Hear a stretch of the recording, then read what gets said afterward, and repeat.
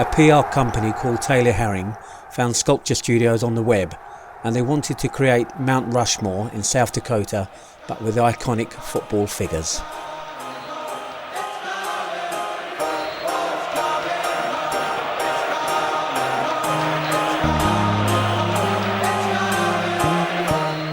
We started to work on some sketches first, just to work out which sort of order and lineup we wanted, and then we had some graphic images made to sort out how we want them to be placed.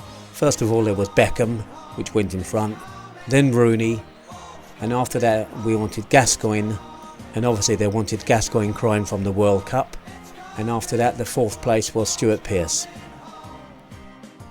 Started to work straight away on the clay, and here we are, Gascoigne starting to take shape, and then once we've mapped him out we kind of pull him in and get it really quite tight. And the same again for each of them. Here's Rooney sort of taking shape, and we work him up and get him quite tight again.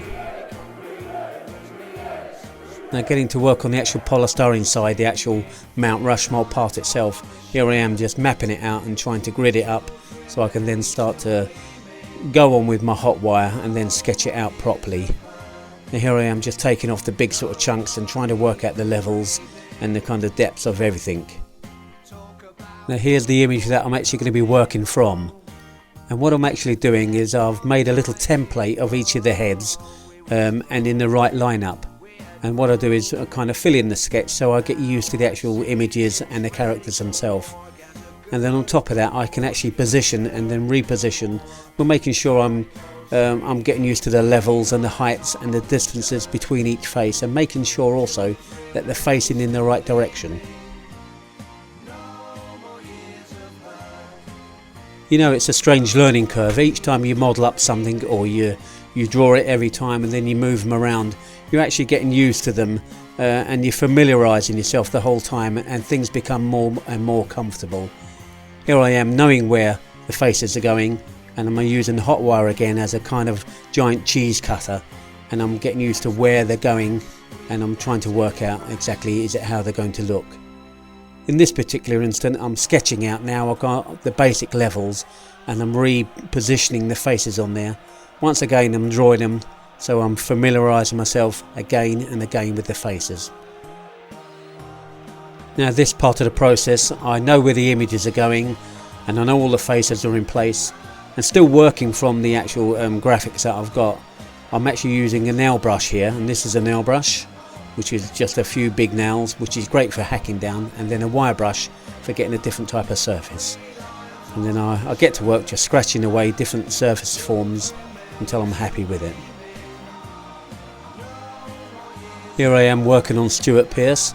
Now, although the other three I know quite well, and I was quite happy with the build-up of those, although I've made a few sort of corrections along the way. David Beckham was the best known one, I think, and you know, his eyebrows were correct and everything else.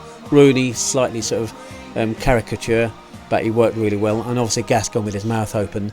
But with Stuart Pearce, we keep changing again and again until we're happy with him, basically. Once I'm happy with all the clay part, I actually decided to take a mould from them, then lay them up in glass fibre.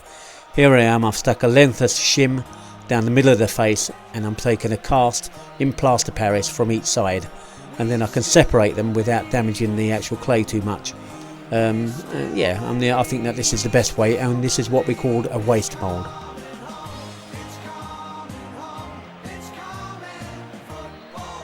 Still working on Stuart Pearce, still not comfortable with the way he's feeling, and I don't know why. Sometimes you have a kind of a bit of a mental block, and I'm sharpening everything up here.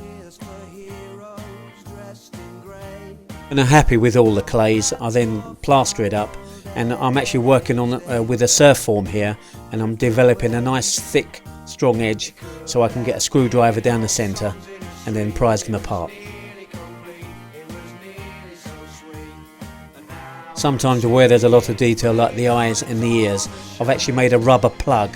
Again, I plaster on top of that, but at least I've captured the detail of everything.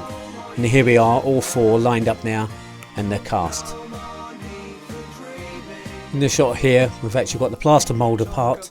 and what I'm actually doing is laying up in fiberglass with a nice thick gel coat, and I'm going very careful is over the rubber plugs, and then I'm laying internally with the fiberglass matting itself. Here I am now just extracting the fiberglass cast from the plaster mould, and if the mould is good it should come out relatively simple, which it did. So yeah, not a bad mould at all. And here I am just showing you the rubber plug inserts, which are of the ears and the eyes, which just fit back into place so we can use again if we need to. Now the fiberglass cast itself was in the mould in two halves, which we obviously made as one unit, and it was split down the centre, and this was the line from the mould which we'll clean up later on, and also around the eyes and the ears where the plug was. Once the fiberglass casts are all cleaned up, we add them to the polystyrene, and I'm making sure that they're exactly like Mount Rushmore itself, the right position, the facing in direction, and the right height and the right depth, and this is really important as far as I'm concerned. Once all the fiberglass casts are fixed and located in their position, we cover the polystyrene with a layer of tin foil. The sculpture now is all ready and primed, just ready to be coated in a layer of fiberglass, and here we are just working on the fiberglass layer itself, all speeded up. This actual process takes about 2.5 hours to 3 hours to get complete.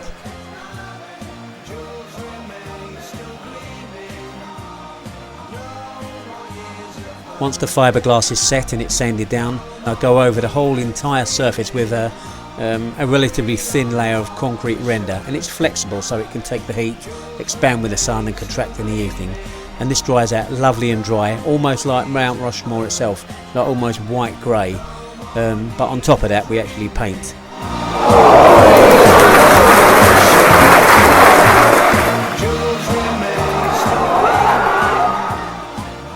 And here I am now going over the entire surface with an airbrush and trying to get the real characters pulled out from the from the concrete render itself.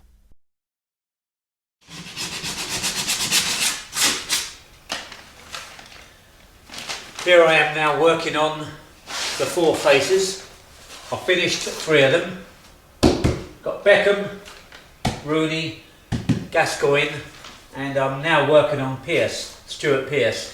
And for me, he's the least known, and particularly to me, as I'm not a footballer at all, so I don't know Stuart Pearce, except he looks a bit gloomy. Now we've moved him around, and we had him to the Mount Rushmore kind of form, or as I see Mount Rushmore in all the iconic pictures. But my client actually wants Stuart Pearce turned round facing a little more, which I understand, and they've made a few little changes to it, just on some things that I haven't picked up on, which is fair enough. So I'm quite happy to make them changes, and hopefully they'll be happy with Stuart Pearce afterwards. Here we are now, just cut Stuart Pearce down the backside, and we're making him more square onto the camera. It's a little bit different from the actual Mount Rushmore itself, but I can understand why they wanted him square on. And also they wanted to change his hair and make him a more youthful character with his floppy hair. So I'm taking off the original haircut we gave him, giving a bit of a kind of a lobotomy here, and then I'm adding more floppy hair, and we're going to recast that and then re-put that on, so he's more of a youthful character, just like the other 3.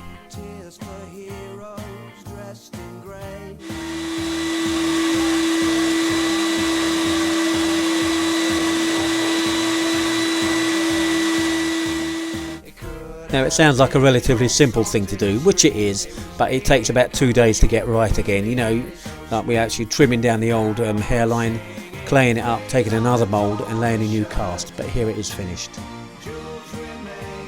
Also after that I have to rework the artwork and get it back to scratch, and then build it up and make the characters look more like the characters even more so. This is really important that we get this part of it right, as this is the essence of the whole job. Now I'll take you through the whole process. First, Mount Rushmore itself, the drawings, the icon images and the lineup: David Beckham, Rooney, Gascoigne, Stuart Pearce.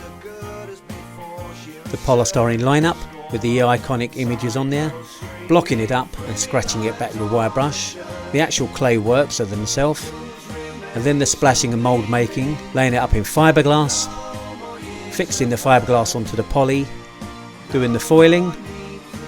Once the foil's finished, in preparation for the fiberglass, actually glassing it up, painting it with a flexible concrete render, letting it dry out properly, repositioning some of the faces, using an airbrush to pull out the characters, and working up to a lovely standard. And then we transport the sculpture to site, which was in Richmond in Surrey, and here I am actually standing in the garden where we actually dressed it, put the rockery in front and the flowers, and this is all ready for the photo shoot. Thank you to all my regular staff who gave me a hand on this, and also my freelance people who came in as well. That was good of you. I'd also like to say thank you to Taylor Herring for actually entrusting Sculpture Studios to undertake this particular project. I know it was very important to them, and it was also very enjoyable for me to handle as well.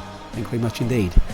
I know that some football fan is going to end up with the piece of sculpture in the garden at the end of the day, so I only hope I've done the characters justice.